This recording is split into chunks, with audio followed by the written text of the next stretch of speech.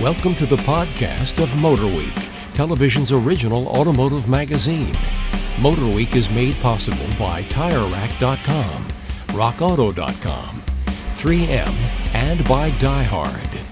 Here's your MotorWeek podcast host, John Davis. Thanks for joining us for MotorWeek podcast number 93, and thank you, Alec Webb. I am John Davis, and around our table in Studio C today is producer, writer, and two-wheeling reporter Brian Robinson. What's up, John? Our road test producer, Ben Davis. Mahalo. And our writer, Patrick Lucas. Hey.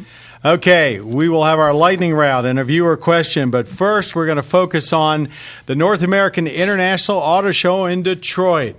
It was quite an opening show for the U.S. for the 2014 year, and as most people probably know, there were about 6,000 journalists from around the world there, so it was darn tough to see anything when they first unveiled it, but all the eyes did start off on the new Ford F-150. That was probably the biggest news of the show, an all-aluminum body.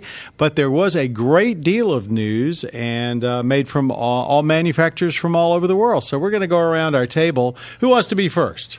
I'll be first. All right, Ben, what hit you at the auto show? I was really impressed with the Toyota FT concept that they had. Yeah, that was awesome. And I had read that it was derived from a lot of Celica and Supra, kind of reminiscent of Celica and Supra. But I wish it was, it is over the top, and it may be a little too much. I wish it was more of a throwback to older Celicas and Supras, much like Nissan's IDX that launched in the N.A.I.A.S show is much like that's a throwback to 510s and cars of that generation. I wish the FT was a little more of a because it really, if you turn it on its profile, we all thought, well, gee, it looks like the Scion FRS. It really has that look to it, except they just exaggerated everything. But you picked the styling leader at the show. It was awesome. Way to go, man! I knew you could do it. Hey, thanks. All right, next, beautiful. Pat. Also similar, the Kia GT4, the Stinger. I thought that was pretty hot looking as well. That might be second place in terms of style. This is a sports car concept, rear drive, which may well get built. And what was the styling aspect of it that really got you the most? Because it was unusual looking. It's definitely unusual looking. I just liked that it was that that like real swept kind of coupe, really exaggerated everything, lights, wheels. I love the way they had basically the wheel arches sticking up above the fenders. Yeah, it's pretty bizarre looking, but they're talking about the power of Turbo 4, 315 horsepower, and I think Kia seems to be doing this thing where they're trying to go upscale, and I think this is more in their wheelhouse, is like a semi more affordable, sporty, coupe, I agree. I think drive. everybody thought this is the direction this company needs to go with a halo car. Forget things like the K900. Stick to something that really's got some excitement. Exactly. Brian. Yeah, I'm all about the American muscle, so it was all about the Z06 for me. Glad to finally see that. It's always kind of flirted as being like that C6R, C7R race car, but now it full-on looks like it, and it does. Can't wait to drive it. When they had them side by side, they said they developed both of them at the same time, and you could tell by looking at them that basically the styling cues from the race car pretty much all made it to the Z06. But it's a real boy racer looking, but 625 plus horsepower. It was a stunner.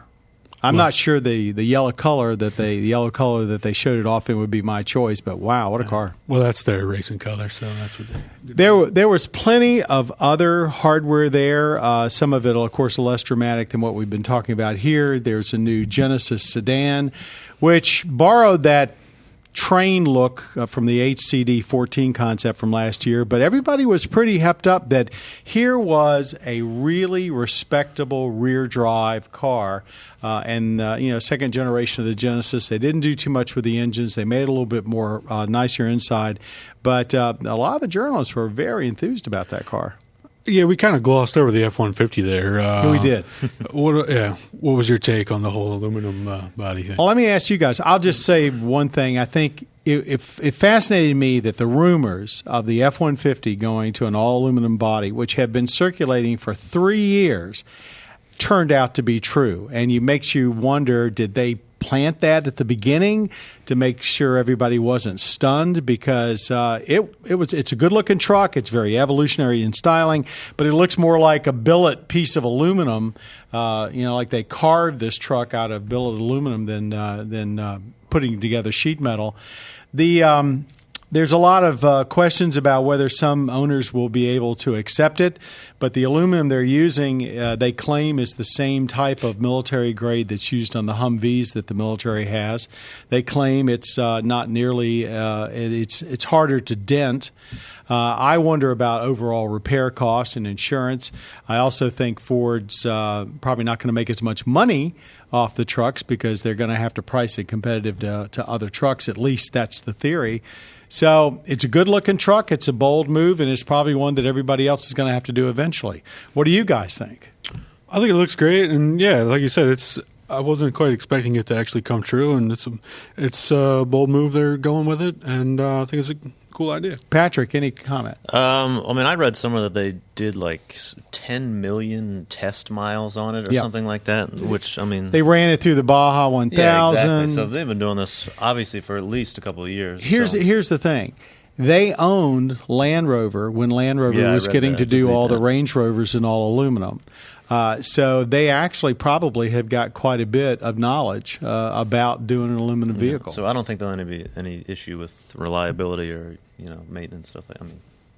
Yeah, I think body shops around the country are going to be scratching their heads about how much they have to change their procedures.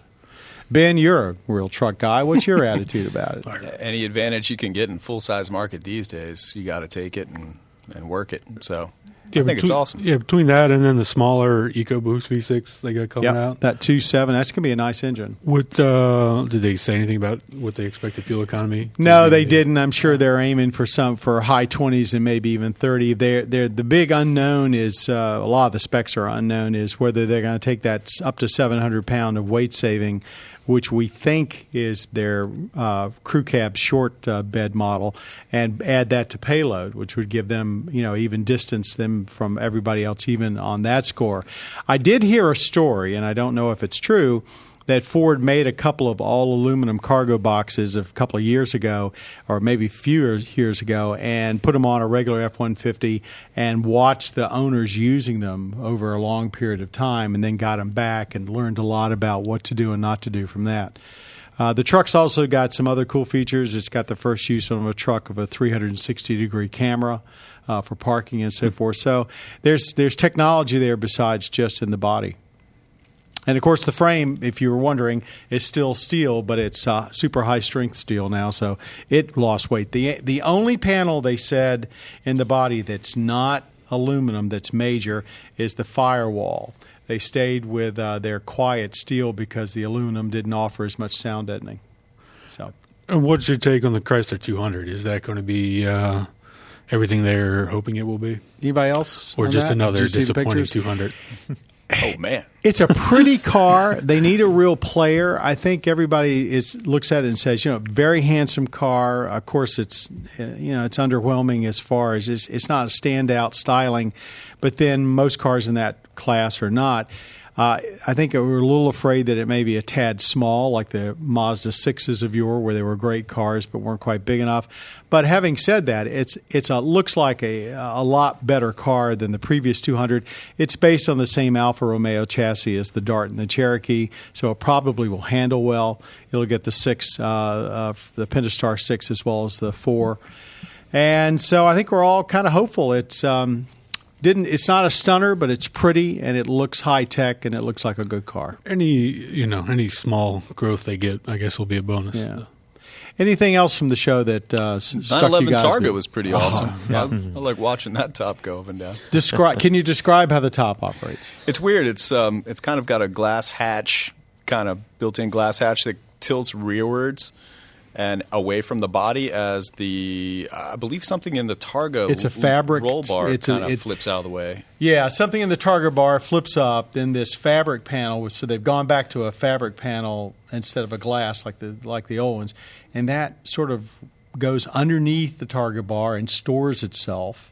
and then this whole massive rear body panel with the back glass comes back into place. It's moving artwork. Yeah, they did say that it's probably the only new convertible made in years that you can't put the top down while you're driving. You must be stopped.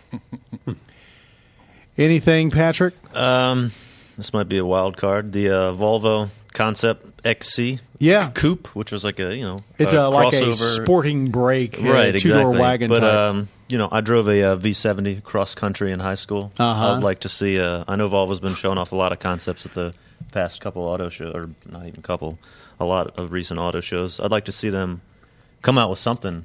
I mean, because they all look real stylish, real nice, and they're talking about a lot of plug-in hybrids and stuff like that. I'd like to see them, actually come out with something finally. They say it may foretell the next XC90, and I'll tell you in person, it's a beautiful vehicle. Yeah, if it looks vehicle. like that. It's absolutely beautiful. Front end kind of reminds you a little bit of a P1800, but just a beautiful car.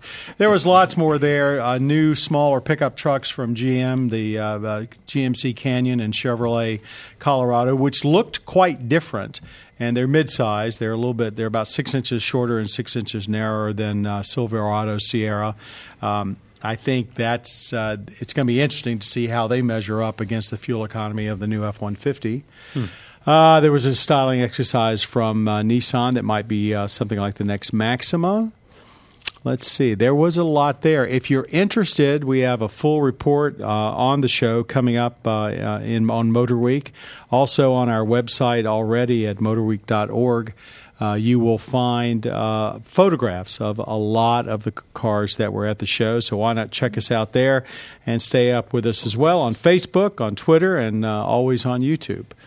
But good show. I guess, guys, let's move on to a car that we just had in our shop that I think you probably have a lot to say about, and this is the Chevrolet SS, their rear-drive performance sedan from Australia. A Camaro SS? The Chevrolet SS. Oh, just SS. What's the difference? Just SS. What's the difference? Brian, why don't you tell us what the difference is?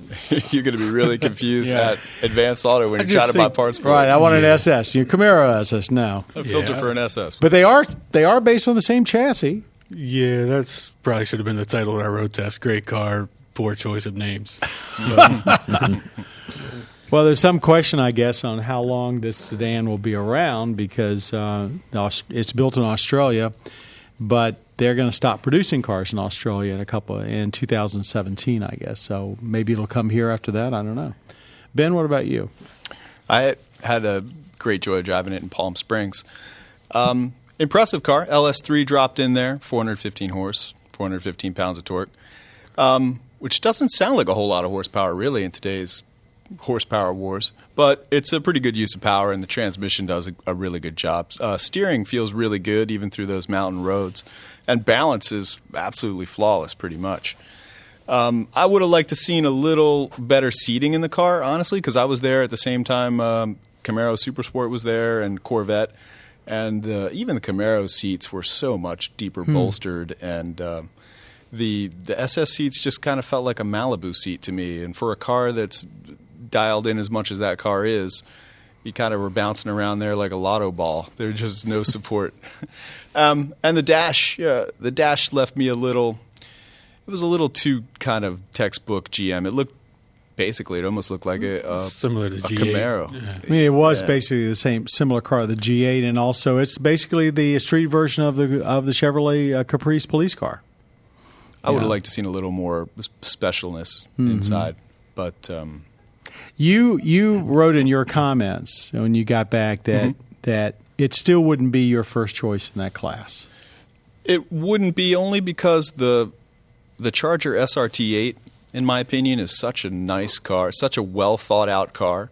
When you look inside that car, those SRT bolstered seats are they're so incredibly deep and inviting, and it's it seems a lot more luxurious inside and much prettier to look at from inside, and from the outside it's much more aggressive. I believe it was thought out a lot more. The SS strikes me as a last minute facelift on a car where they just threw some Chevy-esque looking shapes on the front, and that was it. Where it just doesn't seem as well evolved. It drove well, Charger. but it just didn't. You just didn't think it was as refined or well thought out. I think that's fair. Refined might be a little harsh of a word. Yeah, I mean, it didn't feel as refined, but yeah, I guess it evolved. It just doesn't seem as evolved as a Charger SRT8. Maybe. Pat, I can't imagine you have much affinity for large rear drive cars. Any comment? Not particularly. Yeah, I mean, I agree with the with what Ben was talking about. I don't know if they were going for that whole sleeper look. It just doesn't strike you as, at first glance, something that either looks powerful or that you really even want to hop in and tool around town. Just remember, folks, when you see that big, aggressive Chevy grill behind you, it'll probably have some lights on top of it. So the SS is pretty cool, but I have a feeling most people will be seeing the other version of it in their rearview mirror. I wonder how many people are bummed that it's not a Pontiac. Because that Pontiac front treatment was pretty aggressive. I think I am, because the G8, I thought the G8 was a dynamite-looking car. And it's similar to the GTO. It's all that same Camaro. They're all in that same chassis. Mm-hmm. And they had the GTO finally like almost perfect when Pontiac went out of business. So, yeah, I didn't spend much time in the SS, but I'm glad that they're making it. I mean, the fact that they're back in the rear drive game, but they probably could have done a little better job with it. Here's something that, and we'll move on in a second. A lot of manufacturers are losing the ability to build a really competent rear-wheel drive sedan. A lot of the comments of the auto show were that Ford has basically completely lost that. And so it's good to see GM with this, and hopefully, because of the Camaro and so forth, they'll continue to develop it and end up with something that's a chassis down the road that's even better and one that's worthy of getting a lot of raves. Call it a Buick Grand National. Make a Regal. Well, I wouldn't be surprised. Grand National version.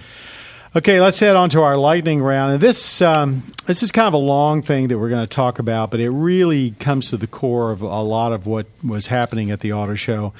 One of the big new trends in car technology seems to be the connected car. You've got manufacturers like Audi and already offering cellular data and communications directly to the car. In other words, you don't need a smartphone to pair it with. GM's heading in that direction with OnStar and other systems. So you just hop in the car, it connects to 4G, and away you go. There's going to be all kind of apps that will be available that you don't have now. The apps will also be able to access engine and performance data, so it's a two-way street. Is this kind of car totally connected to data and the internet a good thing? Is it going to enrich the driving experience, or is it just going to be more distraction? And I should point out, we're going to talk about this for 2 minutes, and then we're going to hear our bell. So what do you think, gentlemen? Yeah, it's an unfortunate reality that, when you talk about being connected to the car, you're not talking about great driving enjoyment or no, now you're talking about how easily you get your phone linked up to it. But it's just the way it is. I mean, it's important. I mean, people send you a text or email and you don't get back to them in 5 minutes. Now they're wondering what's wrong with you. Is something wrong? Should they be worried or they get mad? So I mean, it's a reality, I guess. You don't have to like it. But the one thing that I do like is what Audi does when you connect. They give you their navigation is Google Maps, so you get or not Google Maps, Google Earth. So you get an actual picture of a satellite image of wherever you're driving, and that's pretty cool. But other than that, I mean, all this engine stuff and I don't know. I mean, it's a lot. Sometimes it's a lot to take in even now, and I can't imagine more stuff to look at. Yeah, I agree. Less is more. One of the problems we have when testing cars is we get these cars in with all these new interfaces and stuff, and frankly, we spend so much time worrying about it or trying to figure out how to work it that the essence of what the car is often gets lost. I can see the real-time weather and traffic being helpful. Mm-hmm. I mean if it's truly real-time, I mean, I've been in more than one GM vehicle where I've been sitting on the beltway for 20 minutes, and then it'll come on and say, warning, traffic ahead. A little late on the update there. I guess this is all leading down the road, of course, the self-driving car, because not only do you have to have the car that will avoid accidents and keep you in your lane, but it's got to know what's happening in the car in front of it. And this is how they're going to expect to hook all these cars together so we can seamlessly go around like the Jetsons, I guess. Yeah, and all this data is going to get stored on some supercomputer somewhere. I'm sure the NSA will have it. Yeah, everyone's going to know where everyone's That's what you're worried about? Yeah. I think it would be the cars communicating with each other would be cool. And I think that's definitely that's coming. the direction. No they're longer going. have to use hand signals. Is that the deal? Exactly. Yeah. I'll be in trouble when I'm out there in my 30-year-old Miata. Yeah, well, you'll have to be in the slow lane. All right, thanks. Let's move now on to the question. This is one, it's not from anyone in specific, although if you do have a question for us, send it in, and if we pick it to use on a podcast, you'll get a MotorWeek T-shirt, which I know is a rare commodity. This one is one we've gotten from a lot of folks, and many of us are still dealing with winter weather. I know we certainly are here in the Mid-Atlantic. This comes up all the time. It's getting more difficult to describe it all the time. Let's give our panel here a crack at it.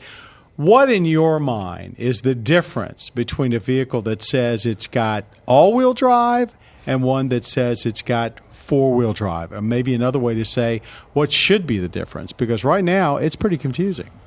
No doubt. Yeah, we've been through this 100 times. I always go back to if it reverts to front-wheel drive, it's all-wheel drive. If it reverts to rear-wheel drive, then that's four-wheel drive. But they're all blurry. Because now everything's automatic, virtually all of them. Yeah, not everything. Well, there's a few left, but most even some of the rear-drive vehicles have an automatic setting that you can put them into. True. I always thought that if it had a two-speed transfer case, a high and a low range, that makes it four-wheel drive over all-wheel drive. But there's some of those lines now, are like the blurred, Cherokee's now got a four-wheel drive system, or I should say an all-wheel drive system with a two-speed transfer case.